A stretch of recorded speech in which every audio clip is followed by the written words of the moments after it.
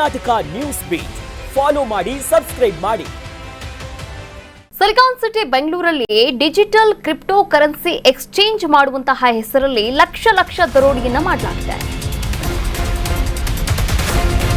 Silicon city ಬೆಂಗಳೂರಲ್ಲಿ digital crypto ಕರೆನ್ಸಿಯನ್ನ exchange ಮಾಡುವಂತಹ ನೆಪದಲ್ಲಿ ಲಕ್ಷ ದರೋಡೆಯನ್ನ ಮಾಡಲಾಗಿದೆ. 17.64 ಲಕ್ಷ ರೂಪಾಯಿ ದರೋಡೆ ಮಾಡಲಾಗಿದೆ. 12 ಮಂದಿಯ ಬಂಧನ ಮಾಡಲಾಗಿದೆ. ಸಂಜಯ್ ನಗರ ಠಾಣಾ ವ್ಯಾಪ್ತಿಯಲ್ಲಿ ನಡೆದಿದ್ದಂತಹ ಕೇಸ್ ಇದಾಗಿದೆ. ಕಾಶ್ಮೀರ ಪ್ರಜೆಗಳು ಸೇರಿದಂತೆ 12 ಜನ ಆರೋಪಿಗಳನ್ನ ಬಂಧನ ಮಾಡಲಾಗಿದೆ. ಬೆಂಗಳೂರಲ್ಲಿ ಡಿಜಿಟಲ್ ಕ್ರಿಪ್ಟೋ ಕರೆನ್ಸಿಯನ್ನ ಎಕ್ಸ್ಚೇಂಜ್ ಮಾಡಿಕೊಡ್ತೀವಿ ಅಂತ ಹೇಳಿ ಲಕ್ಷ ದರೋಡೆಯನ್ನ ಮಾಡಿರುವಂಥದ್ದು. ನೀವೇನು ನೋಡ್ತಾ ಇದ್ದೀರಾ, 17.64 ಲಕ್ಷ ರೂಪಾಯಿ ದರೋಡೆಯಲ್ಲಿ ಪಾಲ್ಗೊಂಡಂತಹ 12 ಮಂದಿಯೇ. ನೀವೇನು ದೃಶ್ಯಾವಳಿಗಳಲ್ಲಿ ಗಮನಿಸ್ತಾ ಇದ್ದೀರಾ, ಇವರೇ 12 ಮಂದಿ. ಸಂಜಯ್ ನಗರ ಠಾಣಾ ವ್ಯಾಪ್ತಿಯಲ್ಲಿ ಈ ಒಂದು ಪ್ರಕರಣ ನಡೆದಿತ್ತು. ಕಾಶ್ಮೀರದ ಪ್ರಜೆಗಳು ಸೇರಿದಂತೆ 12 ಮಂದಿಯನ್ನ ಈಗಾಗಲೇ ಬಂಧನ ಮಾಡಲಾಗಿದೆ.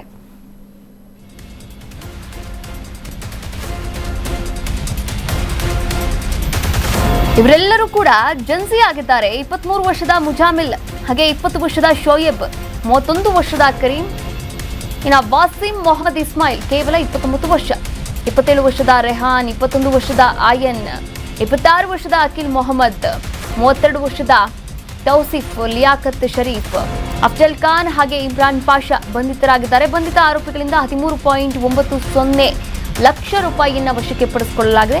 ಹಾಗೆ ಈ ಕೃತ್ಯಕ್ಕೆ ಬಳಕೆ ಮಾಡಿದಂತಹ 6 ದ್ವಿಚಕ್ರ ವಾಹನ ಮತ್ತು ಒಂದು ಕಾರನ್ನ ಕೂಡ ವಶಕ್ಕೆ ಪಡೆದುಕೊಳ್ಳಲಾಗಿರುವಂಥದ್ದು. ಒಟ್ಟು 13 ಮೊಬೈಲ್ಗಳನ್ನ ಕೂಡ ವಶಕ್ಕೆ ಪಡೆದುಕೊಳ್ಳಲಾಗಿದೆ. ಪೊಲೀಸರು ಈಗಾಗಲೇ ವಶಕ್ಕೆ ಪಡೆದುಕೊಂಡು ಮತ್ತಷ್ಟು ತನಿಖೆಯನ್ನ ಕೂಡ ಮುಂದುವರಿಸಿದ್ದಾರೆ. ನೋಡಿ, ಕಾಶ್ಮೀರ ಪ್ರಜೆಗಳು ಸೇರಿದಂತೆ ಒಟ್ಟಾರೆಯಾಗಿ 12 ಮಂದಿ ಆರೋಪಿಗಳನ್ನ ಬಂಧನ ಮಾಡಲಾಗಿದೆ. ಮುಜಾಮಿಲ್, ಶೋಯಬ್, ಕರೀಬ್ ಹಾಗೆ ವಾಸಿಂ ಮೊಹಮ್ಮದ್ ಇಸ್ಮಾಯಿಲ್, ರೆಹಾನ್, ಆಯನ್, ಅಖಿಲ್ ಮೊಹಮ್ಮದ್, ತೌಸಿಫ್, ಅಫ್ಜಲ್ ಖಾನ್, ಇಮ್ರಾನ್ ಪಾಷಾ ಬಂಧಿತ ಆರೋಪಿಗಳಾಗಿದ್ದಾರೆ. ಇವರಿಂದ ಈ ಒಂದು ಕೃತ್ಯ ಮಾಡುವಾಗ ಅವರಲ್ಲಿದ್ದಂತಹ 6 ದ್ವಿಚಕ್ರ ವಾಹನಗಳು, ಅಂದರೆ ಬಳಕೆ ಮಾಡಿರ್ತಕ್ಕಂಥ ವಾಹನಗಳಿದಾಗಿದೆ. ಹಾಗೆ ಒಂದು ಕಾರು, ಒಟ್ಟಾರೆಯಾಗಿ 13 ಮೊಬೈಲ್ಗಳನ್ನು ವಶಕ್ಕೆ ಪಡೆದುಕೊಳ್ಳಲಾಗಿದೆ.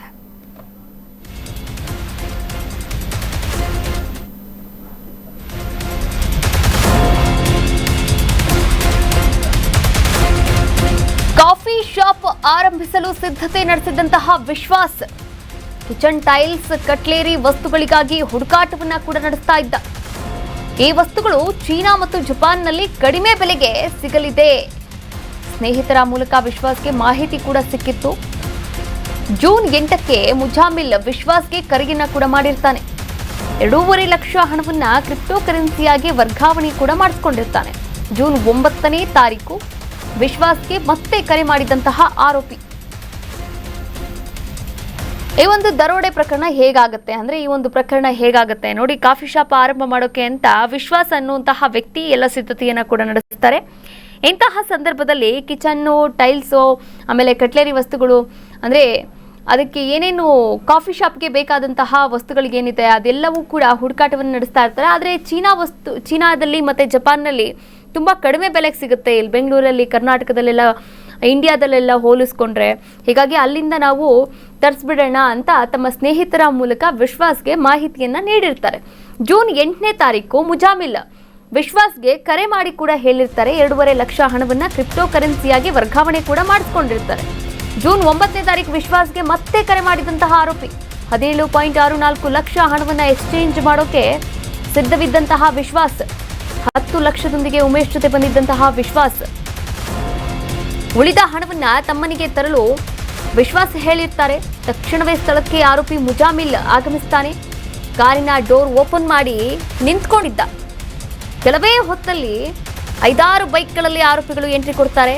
ವಿಶ್ವಾಸ್ ಕಾರನ್ನ ಅಡ್ಡಗಡ್ತಾರೆ, ಹಣವನ್ನ ಎಗರಿಸ್ತಾರೆ. ಕದಿಮರು ಅಲ್ಲಿಂದ ಎಸ್ಕೇಪ್ ಆಗ್ತಾರೆ.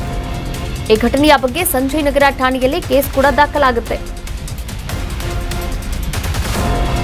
17.64 ಲಕ್ಷ ಹಣ ನೋಡಿ ಎಕ್ಸ್ಚೇಂಜ್ ಮಾಡ್ಕೊಳ್ಳೋಕೆ ಅಂತ ವಿಶ್ವಾಸ್ ಕಾಫಿ ಶಾಪ್ ನಡೆಸಬೇಕು, ಏನೋ ಬಿಸ್ನೆಸ್ ಮಾಡಬೇಕು ಅಂತ ಇದ್ರು.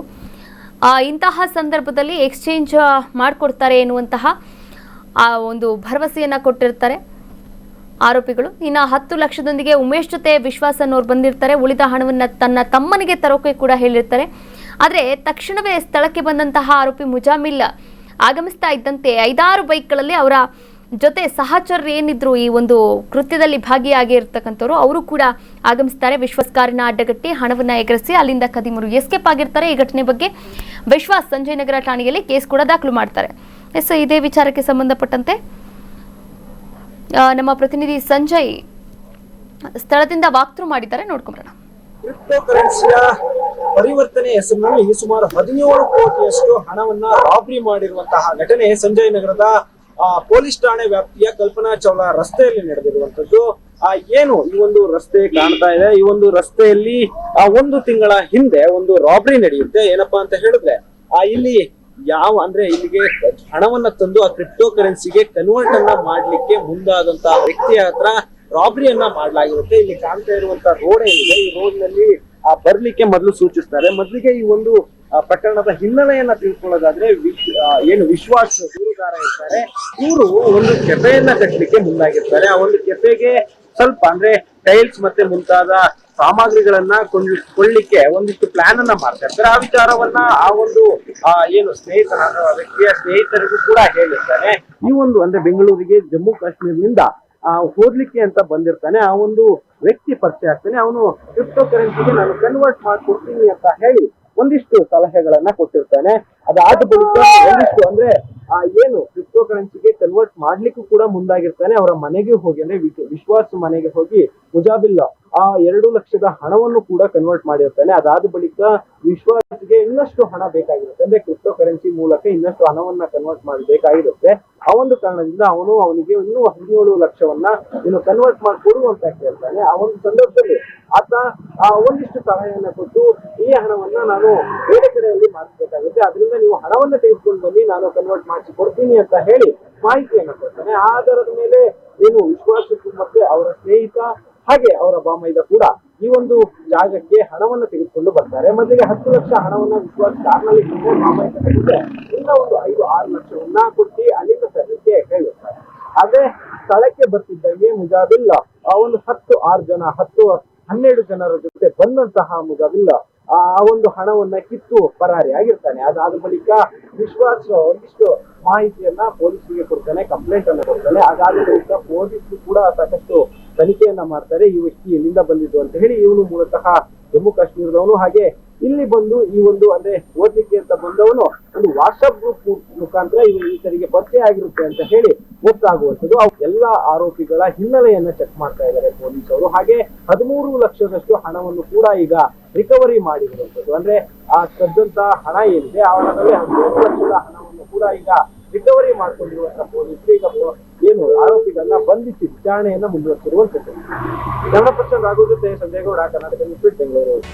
ಕರ್ನಾಟಕ ನ್ಯೂಸ್ ಬೀಟ್ ಫಾಲೋ ಮಾಡಿ, ಸಬ್ಸ್ಕ್ರೈಬ್ ಮಾಡಿ.